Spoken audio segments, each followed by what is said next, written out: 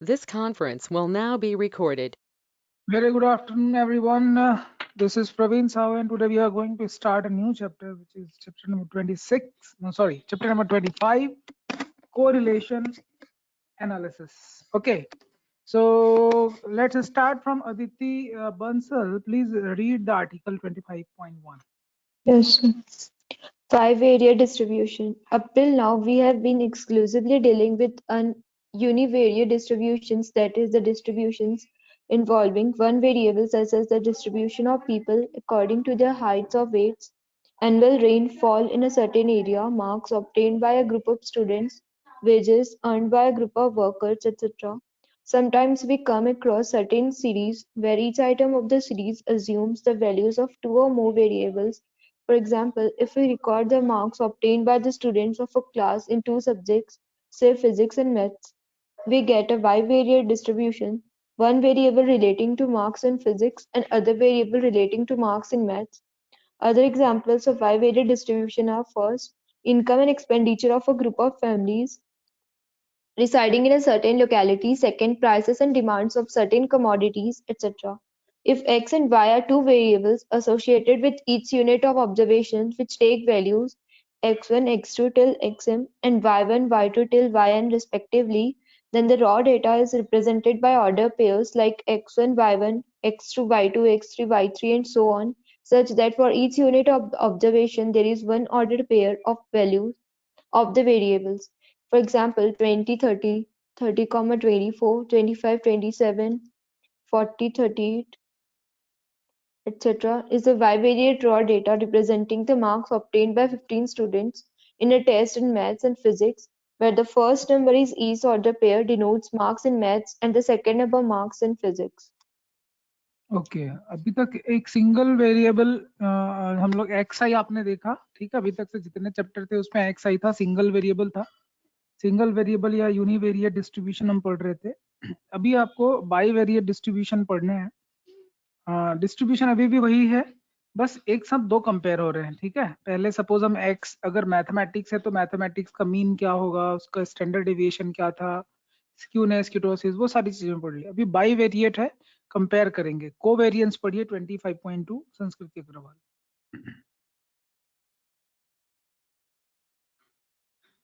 Covariance: let xi, yi, I equals to 1, 2 till n be a bivariate distribution where xi1, xi2 till xin are the values of variable x and y1, y2 till yn those of y. Then the covariance between x and y is denoted by co xy and is defined as uv xy equals to summation xi minus x bar into yi minus y bar upon n. देखिए formula screen पे लिख रहा हूँ, ध्यान से देखेंगे, सारे बच्चे नोट करेंगे, ठीक है। बाईवेरिएट के लिए कोवेरिएंस लिख रहे हैं। Covariance of X comma Y, तो पहला जो फॉर्मूला है, जो बेसिक फॉर्मूला हम जिसको बोलते हैं, वो है कि sigma of X I minus X bar then Y I minus Y bar, copy में लिखते चलेंगे, डिवाइडेड बाई एन। इसी को अगर हम थोड़ा सिंप्लीफाई कर दें, ब्रैकेट ओपन कर दें, तो फॉर्मूला जो है वो थोड़ा सा बदल जाएगा और फॉर्मूला आपको दिखाई देगा कुछ इस तरह से। Sigma of X I Y I divided by N minus sigma of X I divided by N, ठीक है, मल्टीप्लाई हो जाएगा यहाँ पे sigma of Y I divided by N. ये दूसरा फॉर्मूला है। अगर एक्स आई और वाई आई को रिप्लेस कर दें, सपोज एक्स आई को यू आई में चेंज कर दें और वाई आई को वी आई में चेंज कर दें, तब भी फॉर्मूला यही रहेगा, यू आई वी आई। ये तब करते हैं जब उसको रिड्यूस करते हैं, डेटा को, पता है ना, सिंप्लीफाई करते हैं, तब ये करते हैं यू आई वी आई में चेंज। तो यहाँ पे आ जाएगा आपका U I divided by N multiplied by sigma of V I divided by N. ये तीन फॉर्मूले पहले नोट करिए। Covariance of X comma Y, हमेशा covariance of X comma Y जो होता है वो covariance of U comma V हो जाएगा, क्योंकि आप उसको एक्स और वाई को भी अगर चेंज करते हैं तो कोवेरियंस में कोई चेंजेस नहीं आएगा, ये आप नोट कर ले। लेकिन ये अगर h आ गया, अगर h जैसे अगर आपने xi को अगर सिर्फ माइनस किया है लाइक xi माइनस समथिंग, आपने कुछ इसमें माइनस किया a और यहाँ yi माइनस b, तब तो कोई चेंज नहीं आएगा। लेकिन अगर आपने क्या कर दिया कि xi minus a divided by h कर दिया, ठीक है, और यहाँ पे भी आपने yi में क्या किया, सपोज इसको ui तब बोल रहे हो, और तब आपने yi minus B upon H किया vi, तो जब भी h से डिवाइड होगा तो वो क्या हो जाएगा, h से मल्टीप्लाई हो जाएगा। बस ये चेंजेस रखना है। अगर डिवाइड कर रहे हैं, ठीक है, तो मल्टीप्लाई करना है, और अगर कुछ भी नहीं हो रहा है डिवीजन, अगर डिवाइड नहीं कर रहे हैं h से, सिंपल जस्ट नंबर को माइनस कर रहे हैं, तो उस सिचुएशन में आपका कोवेरिएंस जो है वो एज इट इज रहेगा। इन सारी बातों को हम एक काम करते हैं, क्वेश्चन के थ्रू सॉल्व करेंगे, फिर आर्टिकल पढ़ेंगे 25.2.1 meaning of covariance. But let's see first of the formula, ठीक है। So type 1 we are going to solve example number 1। Nikita Agarwal पढ़िए एग्जांपल नंबर 1। Illustration 1. नहीं, example 1 page number 25.4।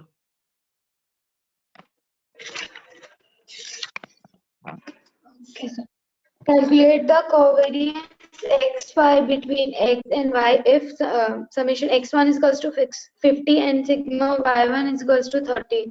Sigma x1 y1 is equals to minus 115 and n is equals to 10. Okay, तो यहाँ पे क्या क्या दिया हुआ है, कैलकुलेट करना है आपको। कोवेरिएंस ऑफ x, y आपको निकालना है, और आपको पता है कि सिग्मा एक्स आई, सिग्मा वाई आई, ये सारी चीजें दे दी है, बस आपको वैल्यू रख देना है। तो sigma of X I minus Y I दिया हुआ है, अपॉन एन करो, minus sigma X I upon N multiplied by, formula बोलते चलिए सारे लोग, sigma Y I divided by N. Value रखिए, क्या क्या दिया है value Nikita? 50. Sigma X I Y I X 50 and y is equals to 30 by 10. हाँ, आफ्टर कैलकुलेशन ये क्या हो रहा है, माइनस 30 नहीं है। हाँ माइनस 30 है ना, उसमें डेटा में क्या लिखा है? नहीं सर, प्लस। नीचे देखो माइनस 30 भी लिखा है सिग्मा वाई आई, तो एक्चुअली प्रिंटिंग एरर है, चेंज कर लो उसको,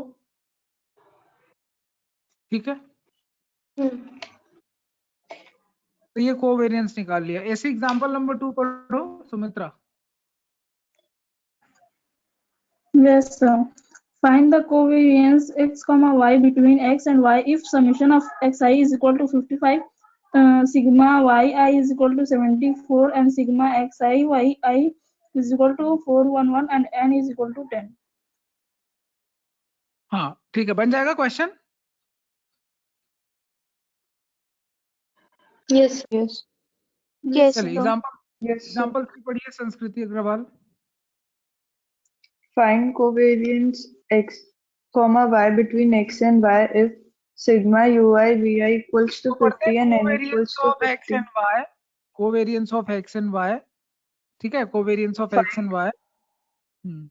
Okay. Find covariance of x and y between x and y if sigma ui vi equals to 50 and n equals to 15, where ui and vi are deviations of x and y series from their respective means. तो ui vi दे दिया है, और साथ में क्या दिया हुआ है, n दे दिया है, n की वैल्यू दे दिया 15। कोवेरिएंस निकालना है, कैसे निकाल सकते हैं अगर आपको ये दोनों चीज दिया हुआ है तो यहाँ पे पहले ही लिख दिया है कि ये जो चीज है sigma of U I V I, यहाँ पे यू आई वी आई क्या है, डेविएशन है ना, डेविएशन। तो आपको पता है कि डेविएशन वाला फॉर्मूला यूज करते हैं तो क्या आता है, एक्स आई माइनस, याद आया क्या लिखते थे उसको, X bar Y I minus Y bar divided by N. तो इसको यू आई बोल रहा है इस पूरे को, और वैसे ही ये वाली चीज को इसने वी आई नाम दे दिया है। तो ये समझ में आ रहा है आपको, ये निकालेंगे कैसे, covariance of X comma Y निकालेंगे कैसे, sigma of U I V I divided by N, ये फॉर्मूला लग जाएगा। क्लियर है क्या? Yes, sir. Yes sir. Example 4 पढ़िए अदिति बंसल। सर सर एक डाउट। हाँ पूछिए। सर अगर किसी भी क्वेश्चन में UI और VI दिया है तो हम लोग यही वाले डायरेक्ट फॉर्मूला से निकाल सकते हैं। हाँ, डिपेंड करेगा कि UI और VI यहाँ पे क्या उसके बारे में एक्सप्लेनेशन लिखा है, वो भी पढ़ना जरूरी, ठीक है। जैसे यहाँ पे लिखा है UI VI क्या है, डेविएशंस हैं, ठीक है। तो जैसे जैसे क्वेश्चन आएंगे आपको वो चीज समझ में आएगा। क्लियर है क्या? चलिए आगे बढ़िए। Next question, Aditi Bansal. Yes, sir. Find covariance of x and y between variates x and y from the following data. Summation of xi equals to 100, summation of yi equals to 140, and summation of xi minus 10 into y minus 15 equals to 60 and n equals to 10. ये इतने data दिए हुए हैं, covariance आपको निकालना है। Covariance of x, y आपको निकालना है, ठीक है। बोलिए क्या करना पड़ेगा? फॉर्मूला क्या था हमारे पास? फॉर्मूला क्या था बोलिए? ये था ना आपके पास? Summation of xi हाँ, into y upon n minus. तो यहाँ Just से हम clear. हाँ कैसे कैलकुलेट करेंगे ये बताइए। I mean how will calculate that. यहाँ पे देखो वो जो चीज यूज हो रहा था कि ये आप माइनस कर दो, यहाँ आपको ब्रैकेट ओपन करना पड़ेगा, ये चीज समझ लीजिए, ठीक है। यहाँ पे जैसे ये वाला ब्रैकेट दे रखा है, ये वाला ब्रैकेट ओपन करिए। ब्रैकेट ओपन कैसे होता है वो ओपन करना आपको सिखा रहे हैं, ठीक है। ध्यान से देखेंगे सारे लोग, ब्रैकेट कैसे ओपन होगा। तो sigma of xi minus 10 yi minus 15, ठीक है। ये जब ब्रैकेट ओपन होगा तो पहले अंदर ब्रैकेट ओपन कर लो, आप क्या आएगा, सिग्मा बाहर रखते हैं, xi yi एक डेटा मिला, ठीक है, एक टर्म मिला, देन माइनस 15 xi मिलेगा, देन माइनस 10 yi मिलेगा, ये समझ में आ रहा है, प्लस 150 मिलेगा। ये समझ में आ रहा है क्या ब्रैकेट कहाँ से कैसे sir. खुला? Yes, sir. अभी सिग्मा, अभी जब सिग्मा लगाओगे आप, तो सिग्मा लगाने से क्या होगा, जब सिग्मा लगेगा तो ये हो जाएगा सिग्मा xi yi माइनस 15, तो ठीक था, यहाँ सिग्मा xi आ जाएगा, माइनस 10 बाहर आ जाएगा, सिग्मा yi आ जाएगा, n प्लस 150। कभी भी सिग्मा कांस्टेंट में लगता है तो साथ में क्या मल्टीप्लाई होता है, n मल्टीप्लाई होता है। तो यहाँ पे n मल्टीप्लाई हो जाएगा और n यहाँ पे है 10। ये समझ में आ रहा है क्या? Yes, sir. Yes, sir. Sigma xi, अब इसकी वैल्यू आपको दिया हुआ है क्वेश्चन में 60 दिया हुआ है, तो ये पूरा 60 के इक्वल हो जाएगा। सिग्मा ऑफ xi yi यहाँ से निकल जाएगा, क्योंकि सिग्मा xi सिग्मा yi दोनों पता है। तो सिग्मा xi आपको दिया हुआ है 100, yi आपको दिया हुआ है 140 प्लस 1500। ये पूरे कैलकुलेशन करने के बाद आपको सिग्मा xi yi की वैल्यू मिल रहा है 1460। यहाँ तक कोई डाउट है कि बताइए कि इस पर्टिकुलर डेटा से ये ब्रैकेट ओपन कैसे किया, कैसे सिग्मा कैलकुलेट किया, और ये सिग्मा xi yi आया, ये समझ में आया कि नहीं आया बताइए। Yes, sir. ये पॉइंट क्लियर Yes, है अगर yes. तो अब आप यहाँ से फॉर्मूला कौन सा यूज कर सकते हैं? आपके पास कोवेरिएंस का फॉर्मूला है ना, कोवेरिएंस ऑफ x, y, क्या फॉर्मूला है? Summation of xi y upon minus sigma of Sum- xi upon n n into sigma of yi divided by. Clear है क्या? अब सारी चीजें वापस उस फॉर्मूले में हम रख देंगे और ये फिर वापस कोवेरिएंस आपको मिल जाएगा। क्लियर है क्या? Yes, clear? sir. Yes, Yes, sir. sir. देखो कभी भी अगर ये चीज अगर आपको मिलता है कि कोवेरिएंस ऑफ x, y, तो आप इसमें कंफ्यूजन नहीं होना कि सर x माइनस कोई नंबर, कोई भी नंबर होगा तो फॉर्मूला नहीं लगेगा, ये मीन होना जरूरी है यहाँ पे, ठीक है। लाइक यहाँ पे n क्या चीज है, ये क्या चीज है, ठीक है।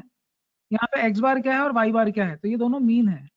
अगर मीन माइनस हो रहा है तब तो ये फॉर्मूला में लगा दोगे। जैसे ऊपर वाले फॉर्मूले में देखो दिया तो है sigma of xi minus 10 yi minus 15, लेकिन ये मीन नहीं था 10 और 15। देख लो मीन था क्या, x बार और y बार था क्या। x बार कितना आ रहा है, x बार तो 10 था और y बार कितना था, 14 था, लेकिन यहाँ 15 लग दिया फॉर्मूले में। क्लियर है? तो इसलिए डायरेक्ट हम वाला फॉर्मूला यूज नहीं कर सकते थे जो स्टार्टिंग में मैंने आपको बताया था, तो दो फॉर्मूले हैं, दोनों कब लगते हैं ये समझ में आ रहा है क्या आपको? पहला फॉर्मूला Yes, जो sir. है कोवेरिएंस जो एकदम स्टार्टिंग में मैंने आपको बताया, वहां पे तब आता है जब x माइनस एक्स बार y माइनस वाई बार, यहाँ पे x बार और y बार मीन होते हैं तब लगता है। लेकिन अगर कोई आपसे बोल दे कि ये मीन नहीं है, कोई भी नंबर है, तब यहाँ पे आप इस फॉर्मूले का यूज नहीं करेंगे कोवेरिएंस में। तब आप क्या यूज करेंगे? सिग्मा, बोलिए,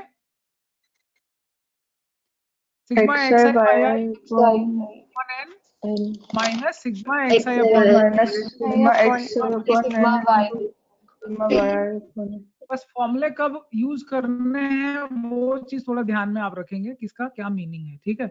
बाकी सिग्मा और सिग्मा नोटेशन से आप काफी फेमिलियर हैं, चीजें समझ में आ रही होंगी। एक मिनट कुछ, चलिए अब थोड़ा सा आगे देखते हैं। टाइप नंबर 2 पढ़िए, संस्कृति अग्रवाल।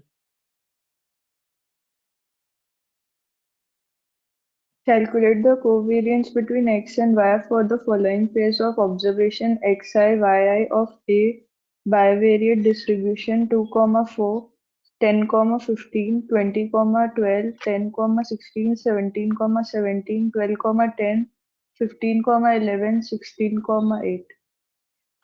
एक्चुअल में क्या है आपको मैं बता दूं, अब आपको कॉलम मिलना शुरू हो गया, एक्स आई मिल गया, वाई आई मिल गया। फॉर्मूले में आपने देखा कि x I Y I use होता था, ठीक है। बस आप फॉर्मूला कौन सा लगा दोगे? Covariance of X comma Y is equal to sigma of, क्या लगाएंगे फॉर्मूला, बोलिए? Xi yi upon n minus sigma xi upon n into sigma y upon. तो ये फॉर्मूला आप लोगों को बस ये करना है, आपको टेबल बनाना है और कुछ नहीं करना है यहाँ पे। Clear? Example 5 Yes, sir. Is it clear? चलिए एग्जांपल 5 अगर क्लियर है तो टाइप 3 पे आ जाइए। सुमित्रा तुम पढ़ो type 3 on finding covariance by using the formula. Example number 6 पढ़िए। Yes, sir. Calculate the covariance between the age of husband and wife of the following 7 couples. Age of husband 35, 34, 40, 43, 56, 20, 38. Age of wife 32, 30, 31, 32, 53, 20, 33. यहाँ husband और wife का as they दिया है, दोनों में हम दोनों वेरिएबल को का कोवेरिएंस निकालने वाले हैं। तो 40, 31, 43, then 32, then 56, then 53, 20, 20, then 38, 33। Okay, तो ये आपका एक्स आई वाई आई दिया है। अब ये डेटा आपको नहीं लगता थोड़े से बड़े हैं, सिंप्लीफाई किया जा सकता है, तो यू आई बनाया जा सकता है और वी आई बनाया जा सकता है। ये समझ में आ रहा है क्या क्यों कर रहे हैं U I V I? Clear है क्या? माइनस कर देंगे, Yes, sir. क्या चीज से माइनस कर रहे हैं? कोई भी अज्यूम मीन ले रहे हैं, जैसे यहाँ पे यहाँ 40 ले लिया इसने और यहाँ 32 ले लिया अज्यूम मीन। कोई जरूरी नहीं कि आप सेम पेयर ले लें, कोई भी एक नंबर इसने चूज कर लिया, ठीक है। तो इसको इसने बी ले लिया, इसको यहाँ पे इसने ए ले लिया। यहाँ पे कोई डाउट है क्या, बताइए? ये अज्यूम मीन बस जैसा होता है ना, जस्ट लाइक दैट है। तो यू आई पता है आपको यहाँ क्या करने वाले हैं? यू आई जो है वो है एक्स आई माइनस है और वी आई जो है वो है वाई आई माइनस बी। दोनों को जब माइनस करते हैं तो यहाँ क्या क्या मिलता है देखते हैं। Here we are going to get -5, -6, and then 0, then +3, 16, then -20, then -2. Likewise, यहाँ आपको 0 मिल रहा है VI, ठीक है? Can you see? Is it clear to all of you? Okay, ठीक है। तो ये तो फंडा Yes, पता है ना कि ये डेटा को रिड्यूस कैसे करने हैं, तो आपको मैंने पहले बता दिया। अब रिड्यूस डेटा पे काम होगा, पूरा काम UI VI पे चलेगा, मल्टीप्लाई कर दीजिए और एक ही फॉर्मूला यहाँ पे लगेगा। अब फॉर्मूला क्या बदल जाएगा कोवेरिएंस का? निकिता, कोवेरिएंस का फॉर्मूला हो जाएगा sigma of UI upon n minus sigma of UI upon n multiplied by sigma of. अब क्योंकि इसमें h से डिवाइड नहीं किया इसलिए h से मल्टीप्लाई नहीं करेंगे। अगर h से डिवाइड किया होता तो फिर हम क्या करते हैं, यहाँ पे h से मल्टीप्लाई भी करते। ये चीज समझ में आ रहा है क्या? एक्सरसाइज 25.1 समझ में आ गया? एग्जांपल 6 तक yes. आपके लिए होमवर्क है, ये आप Yes, करेंगे। Yes. आर्टिकल 25.2.1 पढ़ो Nikita Agarwal, meaning of covariance. Yes, sir. In the previous section, we have shown that variance is the AM of the square root deviations about mean, and the covariance is the AM of the products of corresponding deviations of X and Y series from the respective means. Also, in the definition of covariance, if Y1 is replaced by X1, then it becomes variance X. Thus, the procedure of obtaining covariance is almost similar to the procedure of obtaining the variance, and the meaning of the covariance should be similar to that of variance. Since the variance measures variations in the values of the variable, similarly, the covariance tell us how the pairs of observations x1, y1, x2, y2 are varying or changing. Covariance also tells us whether an increase decrease in the values of the one variable, say x, is accompanied by an increase or decrease in the values of the other variable, or due to increase decrease in the values of one variable there is decrease increase in the values of the other variable. In fact, if covariance assumes large positive values, it means that the value of the variable except for few pairs of values increase or decrease together. If the positive values of covariance are small, then due to change in the values of one variable, the values of the other variable fluctuate from more and more, sometimes increasing, sometimes decreasing. If covariance assumes negatives, values which are large in magnitude, it indicates that except from few pairs of values, an increase in the value of one variable is accompanied by a decrease in the value of the other variable, and vice versa. If negative values of the covariance are smaller in magnitude, then due to the change in the values of one variable, there are more and more fluctuations in the values of the other variables. तो actual में पूरे statement का मतलब ये है कि variance आपने पढ़ा है। वेरिएंस में क्या होता था कि जो भी डेविएशन है उसका एवरेज निकालते थे कि नहीं निकालते थे, है ना। तो यहाँ पे क्या कर रहे हैं, ऑर्डर्ड पेयर है। ऑर्डर्ड पेयर मतलब बाई वेरिएट है, एक साथ दो चीजें पढ़ रहे हैं, एक्स आई वाई आई पढ़ रहे हैं। तो जितने भी ऑर्डर्ड पेयर है उसमें अगर ऑर्डर्ड पेयर का अगर वेरिएंस निकालना है तो उसको कोवेरिएंस बोल देते हैं। इन ऑर्डर्ड पेयर्स में क्या चेंजेस आ रहे हैं, इन ऑर्डर्ड पेयर्स में या ऑर्डर्ड पेयर में कितना स्कैटरनेस है, कितना फैला हुआ है, ठीक है, इसमें डिस्पर्शन कितना है, वो चीज मेजर करने के लिए कोवेरिएंस यूज कर रहे हैं एक सिंपल लैंग्वेज में। बाकी मीनिंग आगे आपको और धीरे धीरे पता चलेगा कि एग्जैक्टली क्या चीज है कोवेरिएंस जो है, ये चीज आपको ज्यादा समझ में आएगी। फिलहाल एक काम करते हैं कि कोरिलेशन एनालिसिस पढ़ते हैं थोड़ा सा। अभी कोरिलेशन कैसे निकालते हैं ये आपने देखा, ठीक है। अभी उसको थोड़ा और एनालिसिस करना है और थोड़ा डेप्थ में जाना है। तो जैसे जैसे हम आगे बढ़ते जाएंगे कॉन्सेप्ट और क्लियर होगा, उसके बारे में और डिटेलिंग होगी, ठीक है। So let's start from Aditi Bansal, start article 25.3 correlation analysis. Yes, sir. Correlation analysis. In a bivariate distribution, if the change in one variable is accompanied by a change in the other variable in such a way that an increase in one variable results in an increase or decrease in the other, and also greater change in one variable results in a corresponding greater change in the other, then the two variables are said to be correlated. For example, there exists some relationship between the income and expenditure, price and demand of certain commodities, the age of husband and the age of wife, etc. If the increase or decrease in one variable results in a corresponding increase or decrease in the other, correlation is said to be a direct or positive. But if the increase or decrease in one variable results in a corresponding decrease or increase in other, correlation is said to be negative. If the change in one variable is followed by the corresponding and proportional change in the other variable, correlation is said to be perfect. The correlation analysis refers to the methods used in determining the degrees of relationship between the variables. The various methods to determine whether two variables are correlated or not are: first, scatter diagram method; second, Karl Pearson's coefficient of correlation; third, Spearman's rank correlation.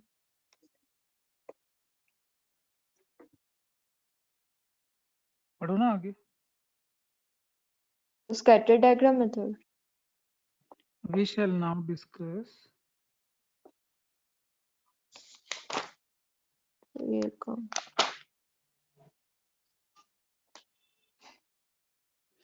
We shall now discuss each of these अच्छा, methods in detail in the following yes, subsections. Okay. subsection. Subsection पढ़ेंगे. सुमित्रा तुम पढ़ो subsection 25.3.1 scattered diagram method. Correlation का एक basic meaning आपको समझा रहा हूँ. This is the simplest methods to assert.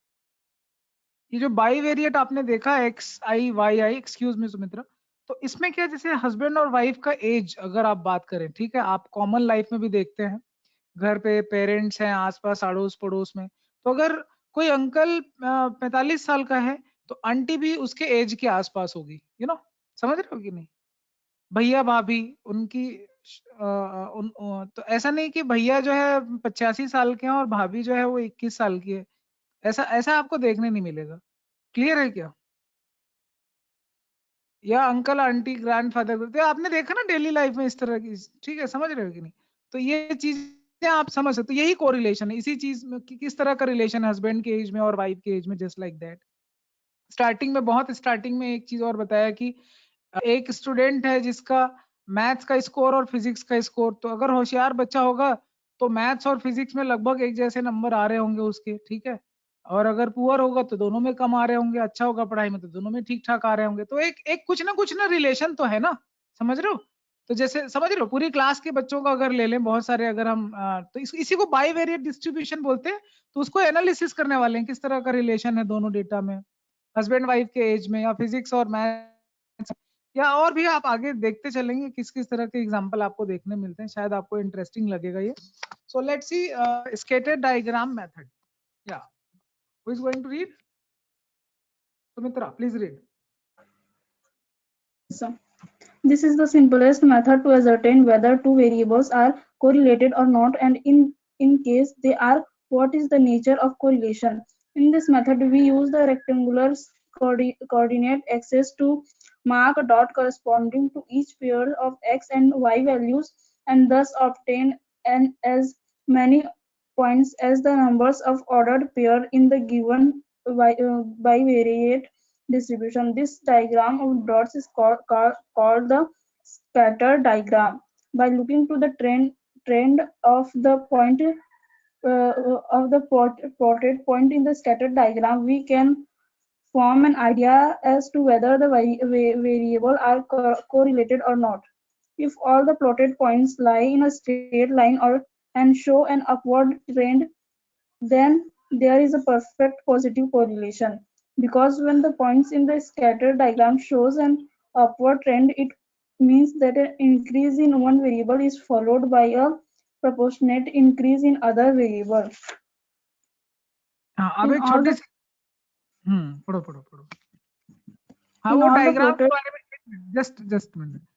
Sumitra, हम वो Yes. डायग्राम पढ़ेंगे. एक छोटी सी चीज आप लोगों को बता देता हूँ. बाईवेरिएट डिस्ट्रीब्यूशन को आप कनेक्ट कर सकते हो, आपको याद होगा जब आप रिलेशन फंक्शन पढ़ते थे तो एक डोमेन कहलाता था, एक रेंज कहलाता था, इनपुट आउटपुट, और उसमें कोई ना कोई एक रिलेशनशिप आप निकाल लेते थे, है ना, समझ रहा है. Yes, तो वहाँ एक एग्जैक्ट Yes, sir. रिलेशनशिप हुआ करता था, वहाँ एग्जैक्ट रिलेशनशिप हुआ करता था. यहाँ पे क्या है, वैसा एकदम फंक्शन की तरह आपको एकदम पॉइंट टू पॉइंट नहीं मिलने वाला है, कोई ग्राफ एकदम एग्जैक्ट ग्राफ नहीं बनने वाला है, एक रफ आइडिया मिलने वाला है, ठीक है, एक रफली एक जस्ट आइडिया आने वाला है कि हाँ इनके बीच में किस तरह का रिलेशन है, जस्ट लाइक दैट. तो बस उसी चीज को आपको थोड़ा दिमाग पर मैप करना है कि मैं क्या बात करने जा रहा हूँ. उसके लिए हम क्या कर रहे हैं कि एक छोटा सा हम एक्सपेरिमेंट करने वाले हैं जियोजेब्रा पे. So I am going to change the screen now. So which screen you are looking right now? Is it visible? I have changed actually. Can you see my screen? GeoGebra screen? No, sir, Is it's it- the previous one. No, sir. It's the last one only. Now it's yes, Now it's visible. Now it's showing? Okay. Fine. Now देखिए यहाँ पे एक छोटी सी बात है, यहाँ पे आपको जो पॉइंट दिख रहे हैं ना सारे बाईवेरिएट हैं, ठीक है, बहुत सारे बाईवेरिएट हैं. जैसे ये अंकल आंटी की एज है, तो यहाँ तो खैर एज जैसा कुछ दिख नहीं रहा है. सपोज ये समझ जाते हैं कि सपोज 20 मार्क्स का एक यूनिट टेस्ट हुआ और उसमें कुछ मार्क्स मिले आपको, तो ये एक्स एक्सिस पे मैथ्स का स्कोर दिखा रहा है, ठीक है, आउट ऑफ 20, और इधर जो है आपका अकाउंट्स का स्कोर दिखा रहा है, ऐसा कुछ समझ लेते हैं, ठीक है. तो ये कुछ पॉइंट्स हैं और ये बाकी सब अलग अलग बच्चे हैं, जितने बबल्स दिख रहे हैं आपको, ग्रीन बबल्स, ग्रीन पॉइंट्स दिख रहे हैं, सब अलग अलग बच्चों के रिकॉर्ड हैं ये, ठीक है। तो अभी मैं कोरिलेशन कोफिशिएंट पे टिक कर देता हूँ and line of best fit आपको धीरे धीरे दिखने लगेगा। तो ये आपके बहुत सारे बच्चे हैं क्लास में जिनके अकाउंट्स और मैथमेटिक्स अप्लाइड मैथ्स के स्कोर हैं, ठीक है। निकिता तो अकाउंट्स नहीं पढ़ती है, वो कनेक्ट नहीं कर पा रही है, तो एक काम करते हैं, मैथ्स और इंग्लिश के ये स्कोर हैं, ठीक है। तो ये बहुत सारे बच्चे हैं, ये इनके मैथ्स और इंग्लिश के इस तरह के स्कोर है। कोरिलेशन कुछ समझ में आ रहा है? एग्जैक्टली फंक्शन जैसा नहीं बन रही है, जैसे फंक्शन में बिल्कुल एकदम परफेक्ट लाइन बनता है ना, वैसा नहीं बन रहा है। तो ये बेस्ट फिट लाइन आपको दिख रहा है, और कोरिलेशन आपको दिख रहा है कि एकदम पॉजिटिव कोरिलेशन दिख रहा है। इसको y इक्वल टू एक्स का ग्राफ बोलते हैं। आपने कभी लाइन पढ़ा होगा, स्ट्रेट लाइन तो आपने पढ़ाई है। तो अब आपको समझ में आ रहा होगा कि अप्लाइड मैथ्स के बच्चों को जो है वो मैथमेटिक्स डिटेल में क्यों पढ़नी पड़ती है, क्योंकि रिलेशन फंक्शन आप आगे देखेंगे कि लिमिट कंटिन्यूटी आपके कैलकुलस की चीजें बहुत सारी आपके काम आएंगी जब हम ये पढ़ेंगे, जब कमर्शियल फाइनेंशियल मैथमेटिक्स पढ़ेंगे तब भी वहां आपको मैथमेटिक्स काफी जरूरत पड़ेगी। तो कुल मिला के ये है कि जो भी कॉमर्स प्लस ह्यूमैनिटी के बच्चे जो अप्लाइड मैथ्स पढ़ाने के पीछे रीजन ही है कि आप अपने सब्जेक्ट को बहुत डेप्थ में जो है वो कोरिलेट कर पाओ। तो आपको पता है कि y is equal to X वाली जो स्ट्रेट लाइन होती है वो बिल्कुल ऐसी होती है ना। इसका जो स्लोप होता है, इसका जो स्लोप होता है 1 होता है। आपने ये पढ़ा ना, y is equal to M X plus C. अगर c 0 हो जाए तो y is equal to M X होता है, लाइन पासिंग थ्रू ओरिजिन। ये सारी चीजें आपने स्ट्रेट लाइन में पढ़ी हैं, अगर आपको याद होगा तो ये बेस्ट फिट लाइन कुल मिला के एक स्ट्रेट लाइन जैसे कोई समझ में आ रहा है, तो ax plus B y is equal to X plus B, something like that. तो ये कोरिलेशन कोफिशिएंट जो है ना वो यहीं पे है, ये वाली जो चीज है जिसको स्लोप बोलते हैं, ठीक है। बेस्ट फिट लाइन का जो स्लोप होता है वही कोरिलेशन कोफिशिएंट है एक तरह का। क्लियर है क्या? Yes. अभी हम इस पे कुछ एक्सपेरिमेंट करेंगे और आपको बातें मैं आपको जो बोलना चाह रहा हूँ वो काफी हद तक फिर धीरे धीरे समझ में आएगा। एकदम से तो समझ में नहीं आएगा मैं जो बोल रहा हूँ, बट धीरे धीरे आप ऑब्जर्व करेंगे कि मैं क्या बोल रहा हूँ, ठीक है। सो अब मैं इसको धीरे धीरे धीरे चेंज करूंगा, ठीक है। और देखते हैं कि बेस्ट फिट लाइन का क्या होता है, कोई लाइन बनती है कि नहीं बनती है, ठीक है। ऐसे ये स्कैटर्डनेस है, ठीक है। ये आपके एक्स और वाई की वैल्यू है, ठीक है। और आप देख लो कि कोफिशिएंट क्या हो रहा है, धीरे धीरे क्या हो गया, कोरिलेशन क्या हो गया। जैसे जैसे मैंने इनको कोई लाइन का शेप नहीं दिया, क्या हो गया, ये पैरेलल दिखा रहा है ना। कोरिलेशन का कोफिशिएंट क्या आ रहा है, 0 के ऑलमोस्ट ले आया कि नहीं आया। अब इसी को अगर मैं थोड़ा Yes. सा ऐसे एक लाइन जैसा कोई शेप देना शुरू कर दूं, ठीक है। देख लो नेगेटिव स्लोप आना शुरू हो गया ना। नेगेटिव स्लोप समझते हो कि नहीं? लाइन स्ट्रेट लाइन पर Yes. नेगेटिव स्लोप क्या होता है? हाँ, नेगेटिव स्लोप होता है जब ऑब्ट्यूज एंगल बनने लगे, ठीक है। जब कोई लाइन इस तरह से बनने, थीटा बोलते हैं ऑब्ट्यूज एंगल। आपको पता है टेन थीटा सेकेंड क्वाड्रेंट पे नेगेटिव होता है, ठीक है, मोर देन 90। क्लियर है क्या? मोर देन 90 जो है ये बन जाता है ऐसा, इसको नेगेटिव स्लोप बोला जाता है। तो दो तरह के स्लोप होते हैं, इसको बोलते हैं पॉजिटिव स्लोप, और ये वाली जो चीज है इसको बोल देते हैं नेगेटिव स्लोप, ठीक है। ये नेगेटिव स्लोप है, ये पॉजिटिव स्लोप है। क्लियर है क्या बच्चों? Yes. Yes, sir. दो परफेक्ट नंबर होते हैं, +1 -1, ठीक है। +1 कब आएगा, -1 कब आएगा, ये थोड़ा सा समझना चाहिए। तो अभी फिलहाल मैं क्या कर रहा हूँ कि आपको थोड़ा सा साथ में, क्योंकि आप जब ये कर ही रहे हो तो एक और चीज आपको करा देते हैं, थोड़ी सी स्ट्रेट लाइन के बारे में आपको नॉलेज दे देते हैं, थोड़ा सा रिवीजन हो जाएगा, क्विक रिवीजन। तो आप इसको कोरिलेट जल्दी कर पाएंगे कि मैं क्या बोलना चाह रहा हूँ, ठीक है। तो उससे आपको बात जल्दी समझ में आएगी। सो लेट्स सी, थोड़ा टाइम लेंगे आज। जस्ट ये एक ही चीज है, ये डायग्राम जो है स्केटर डायग्राम, ये समझेंगे, उसके बाद हम क्लास ऑफ करते हैं, ठीक है। तो ज्यादा टाइम नहीं लेंगे आप लोगों का। Let's see. तो ये आप तब तक पढ़ते रहिए जब तक मैं स्क्रीन चेंज करता हूँ। निकिता अग्रवाल पढ़िए, if all the plotted points से वहां से पढ़िए, सर कहाँ पर से? 25.8 पेज से। If all the plotted points lie in a straight line and show a downward trend, then there is a perfect negative correlation, because in this case points in the scatter diagram show a downward trend, which means that an increase in the one variable is followed by a proportional decrease in the other variable. If the plotted points are not on a straight line but seems to be scattered around a straight line, the variables are correlated. Closer the scatter of the points around a line, higher is the degree of correlation.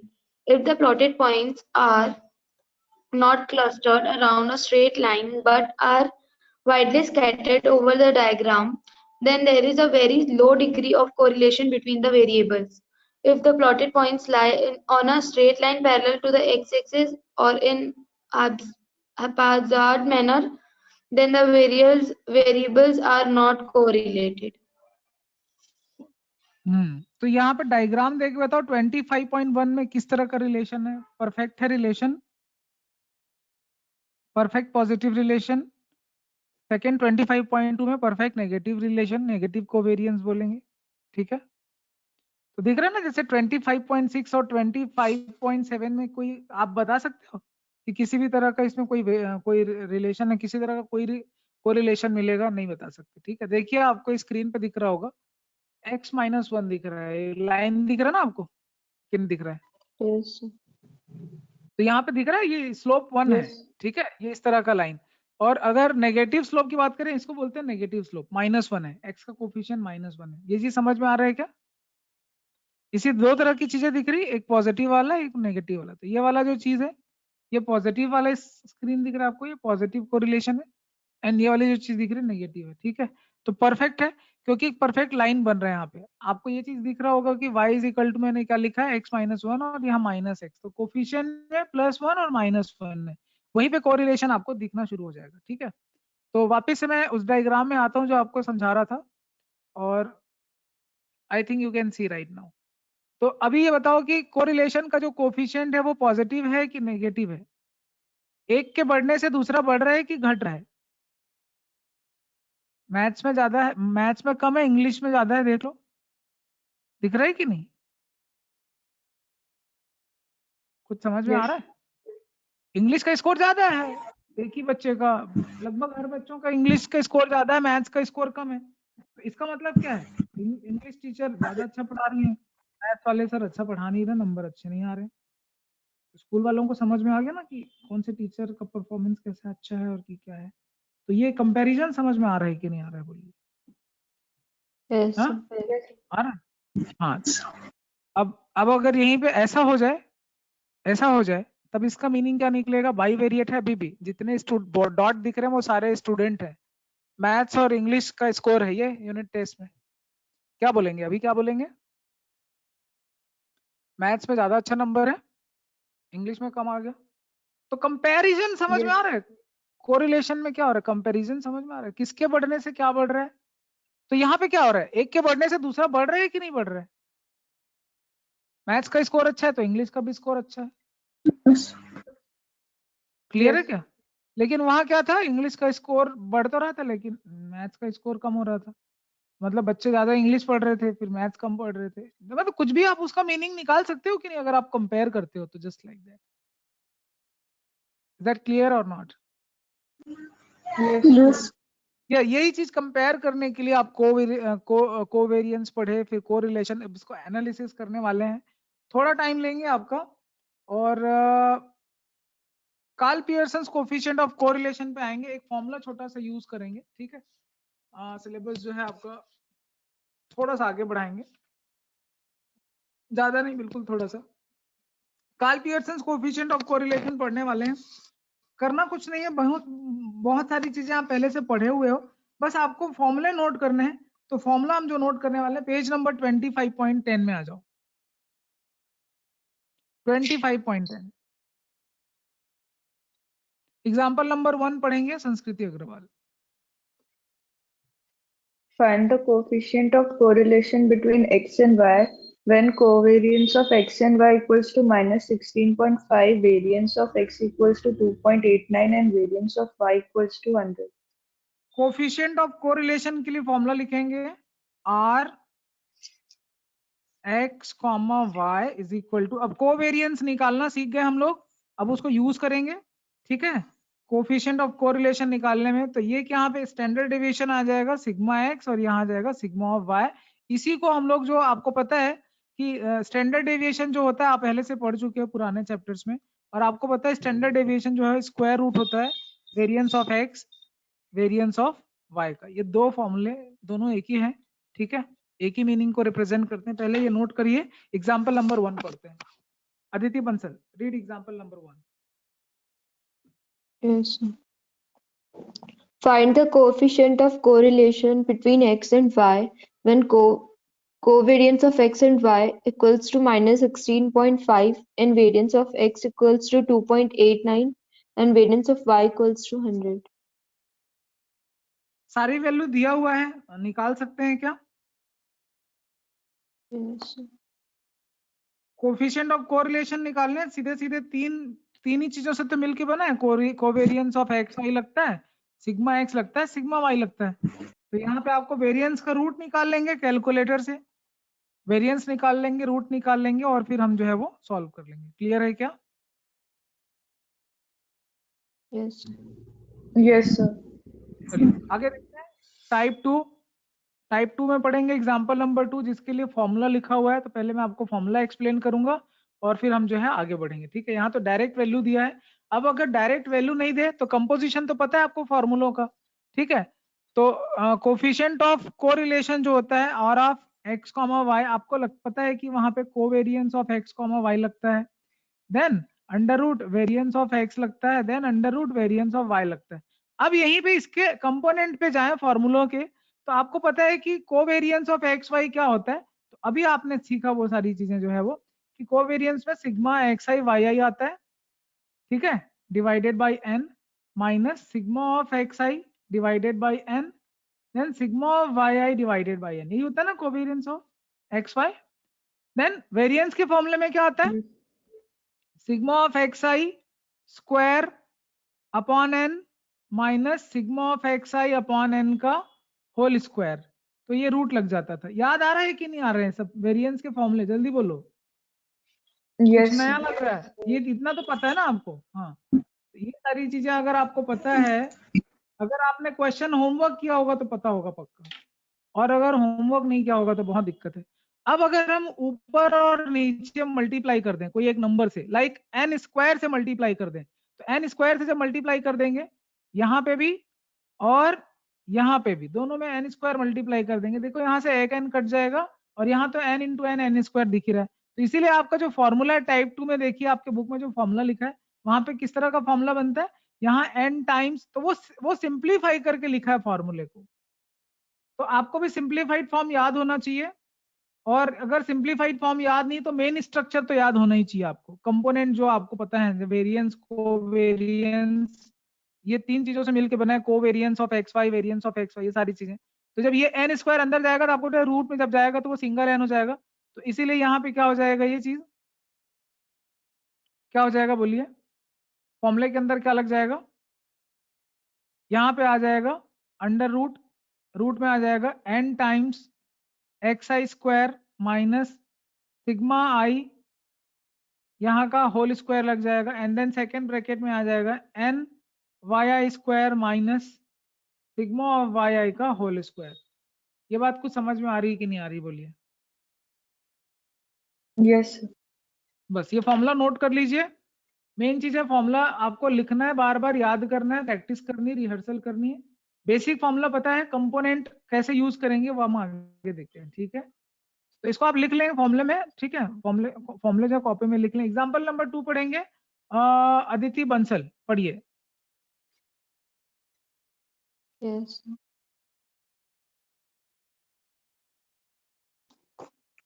Find the covariance and coefficient of correlation for the following data: n equals to 10, sigma of xi equals to 50, sigma of yi equals to -30, sigma of xi square equals to 290, sigma of yi square equals to 300, and sigma of xi yi equals to -115. अगर आपसे कोई बोले कि coefficient of correlation अगर निकालना है, ठीक है, कोफिशिएंट ऑफ कोरिलेशन अगर निकालना है तो ये सारे कंपोनेंट यूज होंगे। ये आपको समझ में आ रहा है क्या? सिग्मा ऑफ एक्स आई, ये सारी चीजें क्लियर है क्या? इतने कंपोनेंट लगने Yes, वाले हैं, इतने सारी सामग्री आपको लगने वाली। इन सामग्रियों को नोट कर लें। होता है ना जब हम गुलाब जामुन बनाते हैं तो सामग्री नोट करते हैं भाई, खोआ चाहिए, ये चाहिए, वो चाहिए, कितनी मात्रा में चाहिए सब ले लेते हैं, लिख लेते हैं इकट्ठे, फिर बनाते हैं गुलाब जामुन। चलिए गुलाब जामुन बनाना शुरू करते हैं। सामग्री इकट्ठा हो गई है। एग्जाम्पल नंबर 3 पढ़ते हैं। ठीक है, चलिए सुमित्रा जी पढ़िए एग्जाम्पल नंबर 3। मेरे ख्याल से फॉर्मूला आपको बस कंपोनेंट को फॉर्मूले में रखना है, कैलकुलेशन करने, सॉल्व करने, दैट्स इट। ठीक है, इतना आप करेंगे, मीनिंग आगे हम समझेंगे और एनालिसिस करेंगे जैसे जैसे हम आगे चीजों को पढ़ते चलेंगे। ठीक है, एग्जाम्पल नंबर 3 कौन पढ़ने वाला है? सुमित्रा पढ़िए। Yes, sir. From the following data, compute the coefficient of correlation between X and Y. Number of items in X series 15, in Y series 15. Arithmetic mean in X series 25, in Y series 18, and sum of squares of deviation from the mean. In X series it is 136, and in Y series 138. Summation of product of deviation of X and Y series from the respective arithmetic mean is 1 to 2. हाँ, very good, बहुत बढ़िया। Example number 3 को important question टिक करेंगे, very very important question. ठीक है, मैं आपको explain करता हूँ इसमें मीनिंग क्या है, ताकि आप कोवेरिएंस, कोफिशिएंट ऑफ कोवेरिएंस का जो फॉर्मूला है वो अच्छे से समझे। यहाँ पे दो सीरीज आपको दिख रही है, X series, Y series. Number of items का मतलब यहाँ एन होता है। अरिथमेटिक मीन जो है आपको पता है, एक को एक्स बार बोलेंगे, एक को हम लोग क्या बोलेंगे, वाई बार। तो यहाँ पे n इज इक्वल टू 15 है, यहाँ पे n इज इक्वल टू 15 है दोनों में। यहाँ x बार का मतलब 25 है, यहाँ y बार का मतलब है 18। फिर आपको square of the deviation from mean बोल रहा है। Square, sum of the squares of the deviation from the mean, इसका क्या मतलब हो जाता है, xi माइनस x बार का स्क्वायर दे दिया है। Sum of the squares of deviation, यही तो लिखा है ना, Yes, sir. Sum of the Yes, sir. Squares of deviation from mean. तो एक का 136 है और यहाँ पे आपका yi माइनस। तो जो लिखा है बेटा उसको पढ़ने आना चाहिए, पढ़ने के बाद समझ में आना चाहिए, क्योंकि यही कंपोनेंट है। अगर आप फॉर्मूलों के कंपोनेंट को जान जाएंगे और कंपोनेंट को हैंडल करना सीख जाएंगे तो ये बड़े बड़े क्वेश्चंस भी आसानी से बना लेंगे। ठीक है, दिक्कत नहीं आएगी। लेकिन अगर कंपोनेंट से परिचित नहीं है तो फिर गुलाब जामुन बनेगा नहीं, खराब हो जाएगा। अब आपको निकालना है, वैल्यू निकालना है, summation of the product of, ये दे दिया है।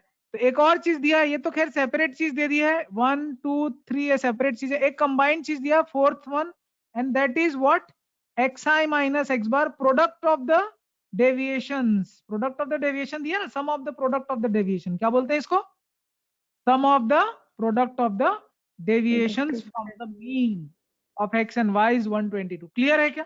अब ये कौन सा फॉर्मूला अप्लाई होने वाला है? फॉर्मूले यहाँ पे दो हैं, लेकिन बेसिक कंपोनेंट वाला फॉर्मूला आपको याद रहना चाहिए, कोफिशिएंट ऑफ कोरिलेशन। ठीक है, r एक्स वाई जो फॉर्मूला होता है उसमें होता है covariance of x y, covariance use होता है, और साथ में क्या यूज होता है, variance of x under root multiplied by variance of y under root. अब बताओ यहाँ क्या क्या दिया है। वेरिएंस निकालने के लिए आपको पता होगा इसकी जरूरत पड़ती है कि नहीं पड़ती है, कल ही बताया था कि डेविएशन का स्क्वायर जो होता है वो वेरिएंस बताता है, म्यू टू पढ़ाया था, याद है? ठीक है, तो वेरिएंस ऑफ x, तो वेरिएंस ऑफ x के लिए फॉर्मूला सीधा सीधा मिल जाएगा, sigma of xi minus x bar divided by n। Square का अपन डेविएशन के स्क्वायर का एवरेज निकालते हैं, याद होगा आपको।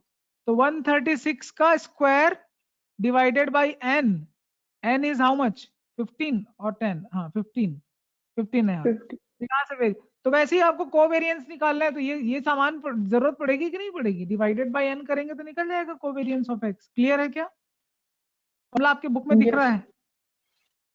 जल्दी बताइए बाकी बच्चे। Yes, sir. Nikita, Yes, sir. Variance वाला चैप्टर, स्टैंडर्ड डेविएशन वाला चैप्टर अच्छे से पढ़ा है कि नहीं पढ़ा है? मैं बार बार बोल रहा हूँ, स्टैटिस्टिक्स जो है शुरू से लेकर आखिरी तक आपस में इंटरलिंक्ड है। स्टार्टिंग के चैप्टर पढ़ने में अगर कंजूसी की होगी, उधर आपने अगर जो है थोड़ी भी ईमानदारी नहीं दिखाई है, ठीक है, ऑनेस्टी आपकी उधर स्टार्टिंग के चैप्टर में कम थी, तो ये इधर आके वो ऑनेस्टी, डिसऑनेस्टी का पनिशमेंट मिलता है। सुमित्रा समझ में आ रहा है कि नहीं? हाँ, डिसऑनेस्ट अगर है उधर शुरू के चैप्टर्स में, तो ये क्या सिखाता है, ये कौन सी वैल्यू सिखा रहा है सीरीज आपको, कि हम जैसा कर्म करते हैं वैसे ही आगे फल भी मिलता है। देखो इधर आगे फल हैं इतने सारे। अब शुरू के चैप्टर्स में अगर कर्म अच्छे नहीं किए हैं प्रैक्टिस अच्छी नहीं हुई है तो इधर फल भी खराब आने वाले हैं, फल अच्छे नहीं आने वाले हैं। जैसा कर्म करोगे वैसा फल मिलेगा। एग्जाम्पल नंबर 3 इसी डायलॉग के साथ खत्म करते हैं और एग्जाम्पल नंबर 4 शुरू करते हैं। Let's start from Nikita Agarwal. Example 4। A computer, while calculating correlation coefficient between two variables x and y from 25 pairs of the observation, obtain the following results. N is equals to 25, Ex is equal, summation x is equals to 125, summation y is equals to 100, and summation x square is equals to 650, and summation y square is equals to 460, summation xy is equals to 508. हाँ ठीक है, ये सारे question हम कल करेंगे। Example number 4, example 5, example 6। एक बहुत बेसिक क्वेश्चन करके ये हम जो है खत्म करते हैं टाइप 3 के साथ। आगे के आपको एग्जाम्पल सॉल्व नहीं करने हैं। एग्जाम्पल नंबर 8, 9, 10 आपको नहीं बनाना है, 7 तक ही बनाना है। बट हम अभी फिलहाल 7 बना रहे हैं और बाकी स्टार्टिंग के जो 4, 5, 6 है वो हम कल की क्लास में करेंगे। ठीक है, लास्ट क्वेश्चन करते हैं। एग्जाम्पल नंबर 7 पढ़िए, संस्कृति अग्रवाल। फॉर्मूला पढ़ेंगे टाइप 3। यूवी समझ में आ गया? सेम है, जैसा जैसा एक्स और वाई में लिखा था वही चीज यहाँ पे भी। Karl Pearson's coefficient of correlation है ये। ठीक है, नोट कर लेंगे। Karl Pearson's coefficient of correlation पढ़ रहे हैं आप। जो फॉर्मूला आपको मैंने बताया इसी को कार्ल पियर्सन्स कोफिशिएंट बोला जाता है। जो अभी आप आर ऑफ एक्स वाई पढ़ रहे थे वही। और यहाँ फॉर्मूला क्या लिखा है? जो चीज यूवी में होगा वही चीज आर में होगा, क्योंकि यूवी में भी हम क्या चीज चेंज कर रहे हैं, सिर्फ डेविएशन ले रहे हैं। ठीक है, तो फॉर्मूला बन जाएगा number of U I V I minus sigma of U I sigma of V I. आगे का फॉर्मूला बोलो नीचे। कंपोनेंट फॉर्म है ये। ठीक है, बेसिक फॉर्म अलग हो गए, कंपोनेंट फॉर्म अलग हो गए। इसमें सारे कंपोनेंट हैं, दिख रहे हो, सारे कंपोनेंट यूज हो रहे हैं इसमें। Sigma U I sigma U I V I sigma U I square, then या सिग्मा यू आई का होल स्क्वायर लग गया, then N times sigma V I square minus sigma V I whole square. तो ये component form है। ठीक है, यहाँ पे यू आई वी आई क्यों कर रहे हैं? एग्जाम्पल 7 ध्यान से देखिए, क्योंकि जो जितने ऑब्जर्वेशन है वो हम क्या कर रहे हैं, उनको रिड्यूस कर रहे हैं। ये बात समझ में आ रही है क्या? चीज Yes. वही है, फॉर्मूला वही है। जब भी हम यू आई और वी आई में चेंज कर देंगे तो पूरा का पूरा फॉर्मूला एक्स और वी आई एक्स आई और वाई आई को रिप्लेस कर देंगे किससे? यू आई वी आई से। क्लियर है क्या? तो आपको सिर्फ यहाँ तक जितने मैंने पढ़ा है वो सब बना लेना है, एग्जाम्पल 4, 5, 6 छोड़ के। और 8, 9, 10 कट करा दिया, नहीं करेंगे। तो 25.2 तक आप जो है करिए। कल फिर से क्लास होगी, ये चैप्टर खत्म करेंगे। और कल हम करेंगे संडे 12:30 को स्पियर्समैन रैंक कोरिलेशन पढ़ेंगे, लास्ट टॉपिक। ठीक है, बहुत छोटा सा टॉपिक है, अभी भी मैं पढ़ा के खत्म कर सकता हूँ, बट आप टायर्ड हो गए होंगे, कल करते हैं। ठीक है, thank you so much everyone, bye bye. Thank you, sir. Thank you, sir. Thank you, sir.